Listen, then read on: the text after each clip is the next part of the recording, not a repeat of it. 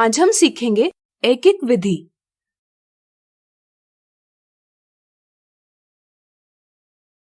दैनिक जीवन में ऐसी कई स्थितियां आती है जब हमें कुछ वस्तुओं का मान ज्ञात होता है और इसके उपयोग से हम जितनी चाहिए उतनी वस्तुओं का मान प्राप्त करते हैं। ऐसी स्थितियों में हम एक एक विधि का प्रयोग करते हैं। जैसे 1 दर्जन केलों का मूल्य पता होने पर हम आधा दर्जन यानी 6 केलों का या 1 से अधिक दर्जन केलों का मान प्राप्त करते हैं। ऐसी विधि जिसमें पहले हम इकाई का मान प्राप्त करते हैं, फिर इसके उपयोग से जितनी चाहिए उतनी इकाइयों का मान प्राप्त करते हैं, कहलाती है एक एक विधि यानी यूनिटरी मेथड। आइए इसे एक उदाहरण से समझे। राजू ने अपने घर के चारों ओर तार से 3 पूर्ण चक्कर की बाड़ बनाई। इसके लिए उसे कुल 9,072 रुपए का खर्चा आया। जरा सोचिए, अगर उसे 5 पूर्ण चक्कर वाली बाड़ बनानी हो तो उसे कितना खर्चा आएगा? यह किस प्रकार पता किया जा सकता है? सोचिए।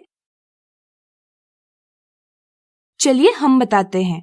पता करने का सबसे आसान तरीका होगा कि पहले हम 1 पूर्ण चक्कर के लिए कितना खर्चा आता है यह पता करें और फिर इसके उपयोग से 5 पूर्ण चक्कर वाली बाड़ के लिए कितना खर्चा आएगा यह पता करें। सोचिए, 1 पूर्ण चक्कर की बाड़ बनाने के लिए कितना खर्चा आएगा, यह कैसे पता किया जा सकता है? सोचिए। चलिए हम बताते हैं। 3 पूर्ण चक्कर की बाड़ बनाने पर कुल व्यय बराबर 9,072 रुपए है। इस तरह से 1 पूर्ण चक्कर की बाड़ बनाने पर कुल व्यय बराबर 9,072 रुपए विभाजित 3 बराबर 3,024 रुपए। इस तरह से 5 पूर्ण चक्कर की बाड़ बनाने पर कुल व्यय बराबर 5 गुना 3,024 रुपए बराबर 15,120 रुपए। यहाँ हमने एक एक विधि के प्रयोग से 5 पूर्ण चक्कर की बाड़ बनाने के लिए कुल व्यय ज्ञात किया है।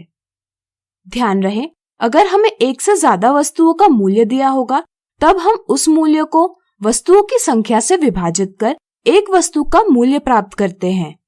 फिर वस्तुओं की संख्या और एक वस्तु के मूल्य के गुणन से जितनी चाहिए उतनी वस्तुओं का मूल्य प्राप्त कर लेते हैं। आइए इसे कुछ और उदाहरणों से समझें। जब आप किसी दुकान में जाते हो तो दुकानदार आपको एक वस्तु का मूल्य बताता है। इसके आधार पर आपको जितनी वस्तुएं खरीदनी है इनका मान पता करते हैं। यहाँ आप एक एक विधि का प्रयोग करते हैं।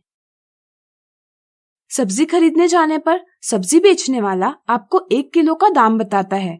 इसके आधार पर आप 250 ग्राम, आधा किलो, 1.5 किलो, 2 किलो या आपको जितनी सब्जी खरीदनी है उसका दाम पता करते हैं।